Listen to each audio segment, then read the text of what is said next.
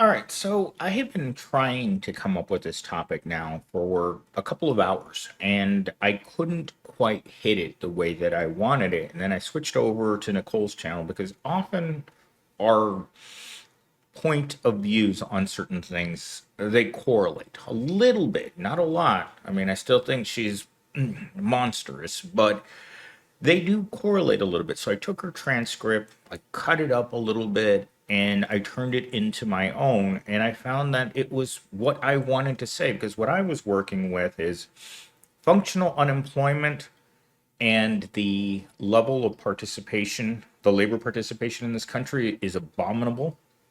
And then I thought about how luxury has become a luxury that the poor can no longer afford. It's 7 days a week of work. Today, I've been working on YouTube for approximately 4 hours. Since I woke up, went to the gym for half an hour, I've been sitting here working on ideas, channel art, and nothing will change. I'm going to the gym in about an hour and a half because this morning's gym session bombed because I was too dehydrated to do anything. My really heavy lifts were causing me to start going towards fainting because of severe dehydration.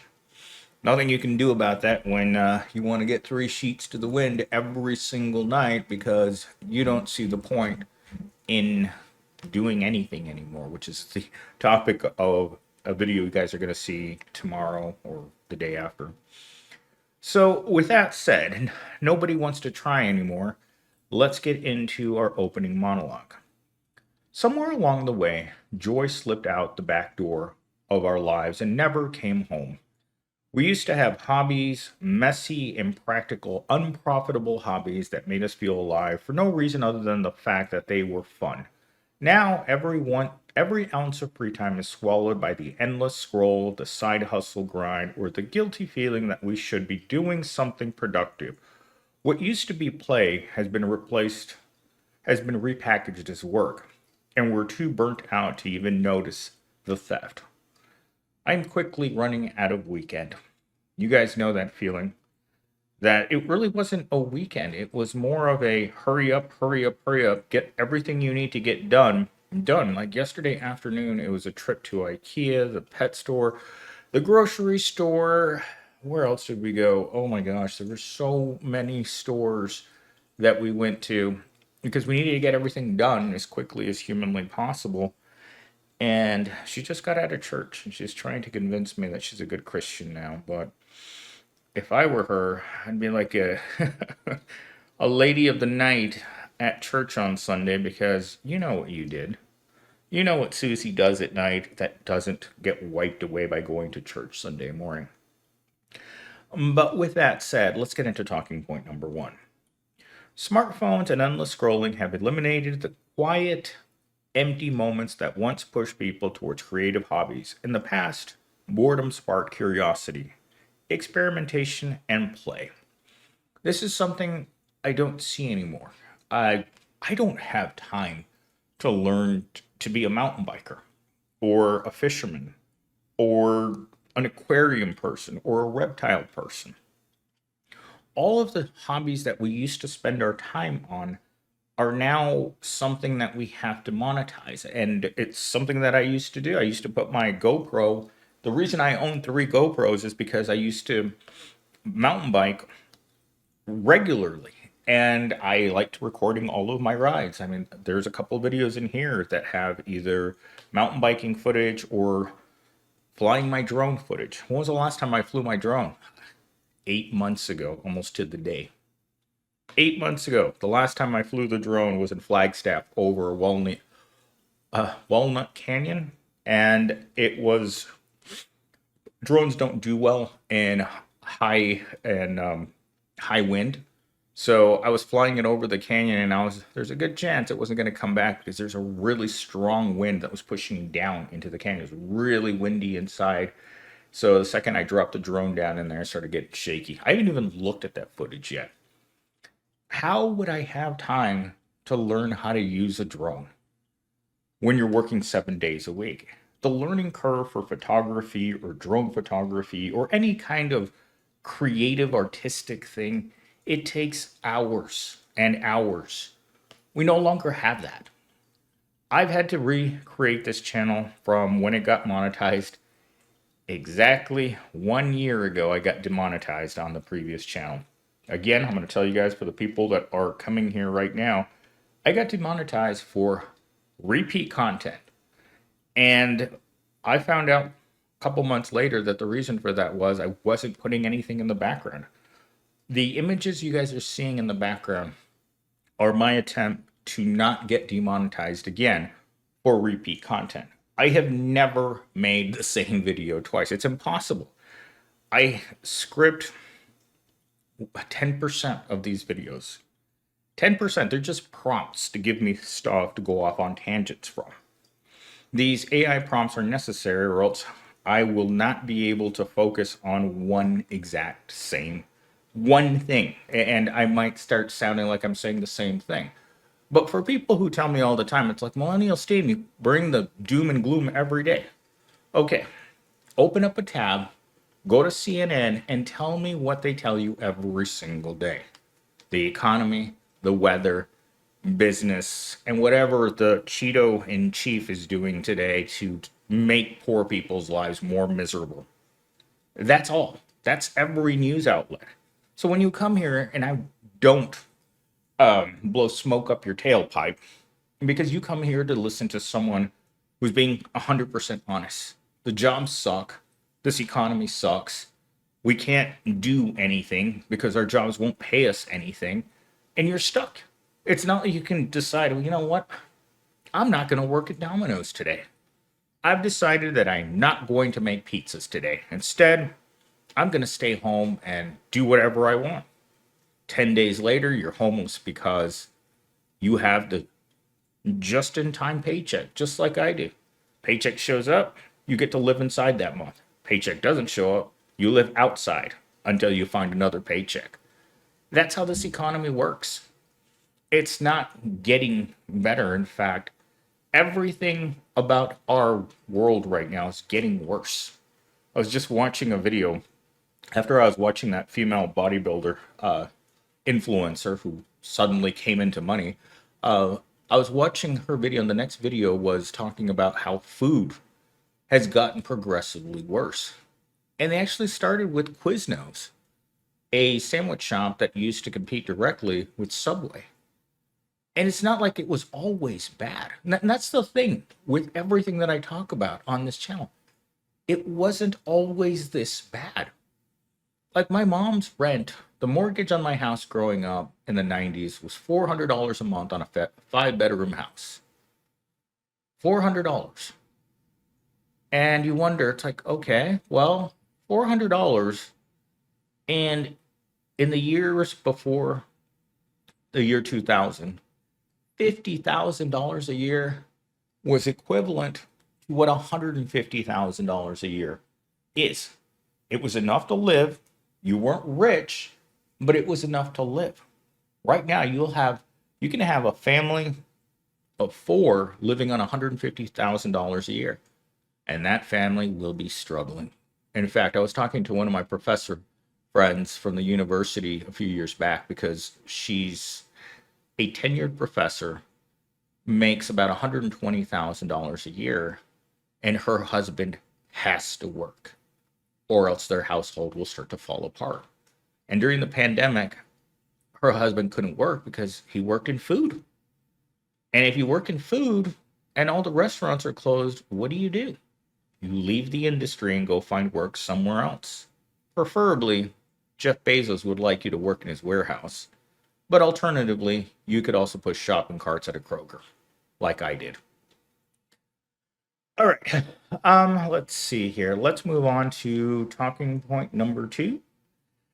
Modern work culture has rebranded hobbies as side hustles, stripping them of their original purpose, joy without obligation. Anything you're remotely good at is quickly reframed as a monetized skill, and choosing not to profit from it creates guilt, as though we're wasting potential income.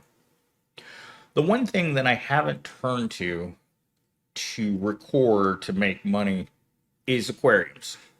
And I own 3 of them. I have my main plant aquarium. I have my non fish aquarium over there, which looks really cool today with the additional rocks I got yesterday from the hobby shop. And then you have my paludarium, which it needs work. Let's just say it needs work. But I need to have time to do that, right? I think it was over the 4th of July weekend that I had 4 days off. That's when I built that thing originally because I had time to sit there and craft it. Because you just don't build it. I mean, you can go on Pinterest and copy what other people have done or take ideas from them and kind of make them your own, like what I've done on my main plant aquarium right now, which is now a large piece of driftwood with slate in the back. And then we have this, like, I think they call it dragon scale rock that's sitting in the corners. Looks pretty damn cool, if I had to say. I redid it myself this morning. It's the first thing I did when I woke up today. I don't know what motivated me this morning, but this morning I needed to get that tank water changed and I needed to do a full rebuild of the aquarium internally. So I had to move everything around to make it look different. That's the great thing about having a hobby like this where you craft things. There are a lot of people who are just going to craft it once, right? It's just like your life, setting up your living. My living room right now, since I moved into this apartment, has evolved 100 times. I've moved the couch, I've moved the bookshelves, I've moved my photography equipment, I've moved all my plants. I currently have like 25 plants now. And then I bought an ottoman and I got this coffee table from Mello. But I've moved everything around to make it the most functional that I can.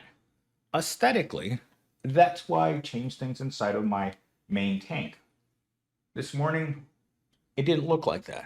Friday, it didn't look like that. It's got so many green accents in there. I've got some petrified wood in there. It looks different. And every time I feel like I want to change this, I can make it different. Our lives aren't that easy. When you go to whatever place you go to in order to make money, they expect you to do the same thing every single day. Most of our jobs are cookie cutter jobs. Yesterday, when I stopped into the Kroger store to get a couple things to eat for breakfast, ironically, I wasn't hungry this morning because I probably got up to eat something last night. So I was full this morning, but severely dehydrated.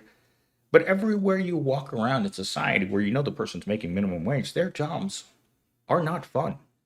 Their lives are uninteresting. They're not changing. Most people's lives don't evolve. You have a certain amount of resources, you have a certain amount of time to sleep, and then the rest of the time that you're awake, you're foraging. As much as our society has technologically changed for the better, right? It's made our society easier to live in.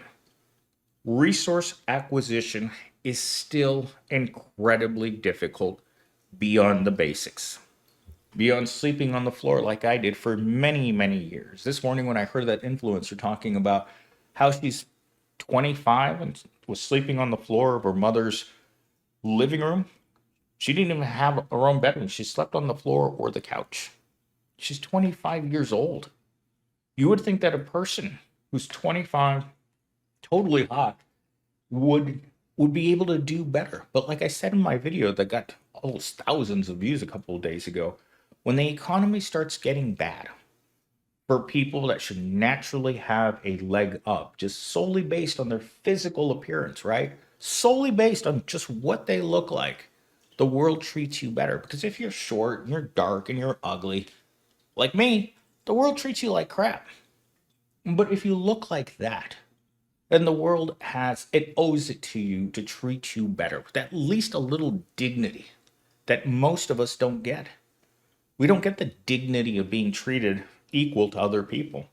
We get the dignity of crummy jobs, crummy places to go to, and situations that you don't want to be in. Situations that are created intentionally to harm you. And that's the average paycheck. And the low amount of time that we get to spend actually enjoying our lives. The reason I brought up all my hobbies is because we used to have time.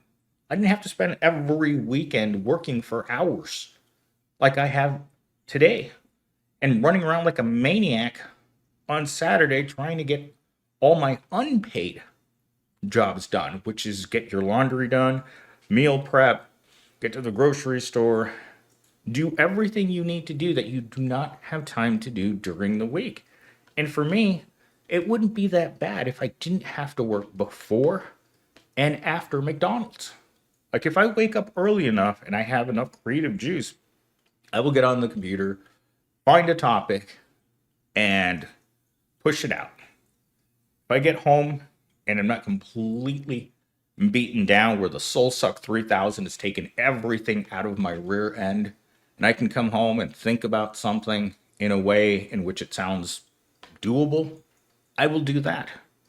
But most days are so hard for us that all we want to do is come home, pop a cold one, and get get crumped and go to sleep and wake up again and see if you have the energy again to just survive.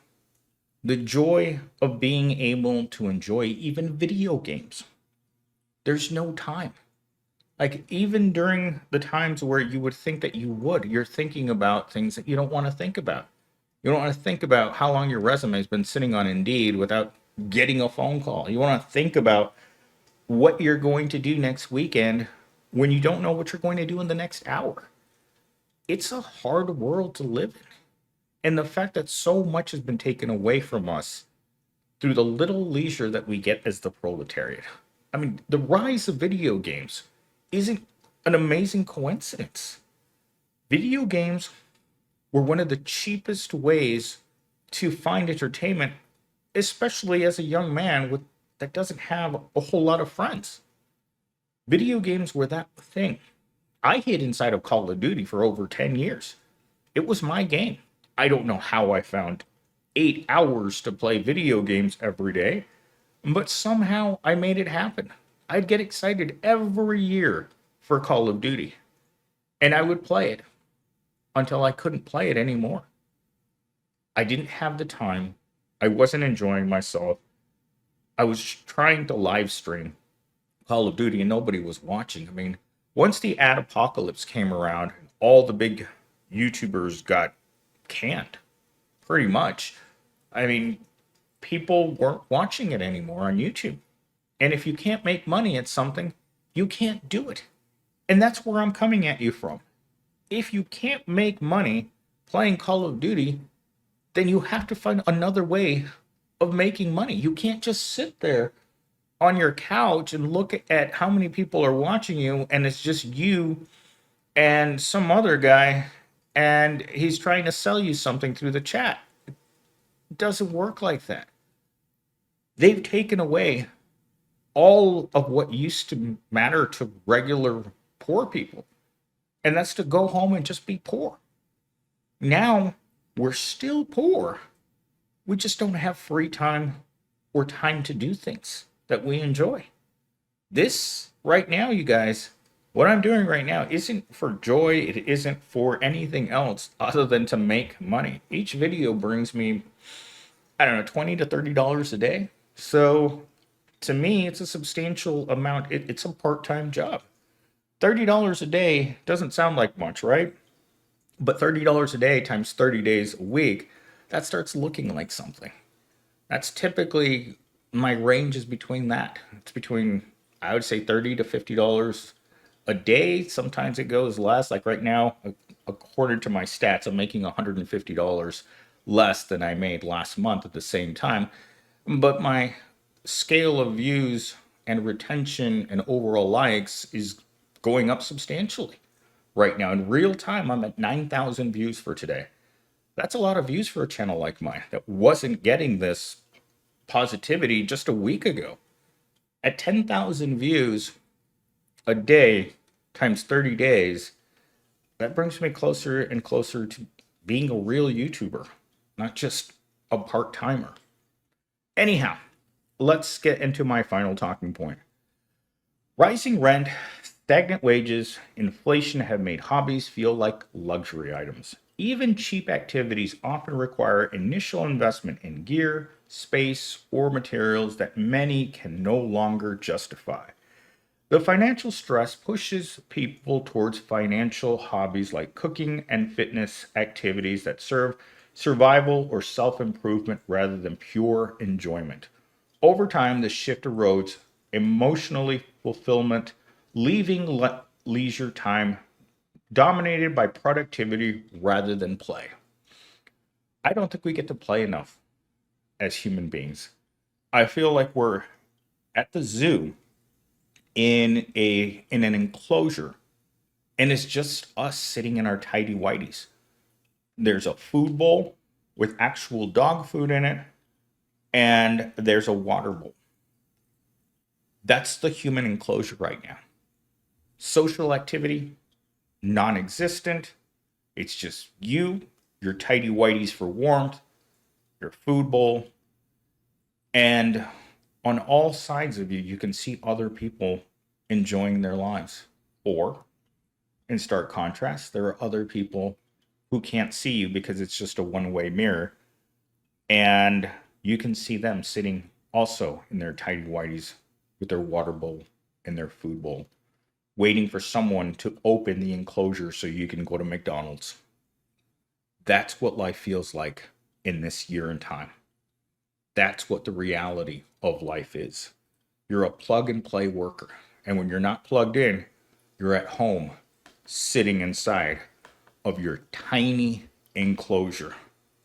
Remember, your food bowl has to last you 24 hours. Make it count and don't spill your water bowl.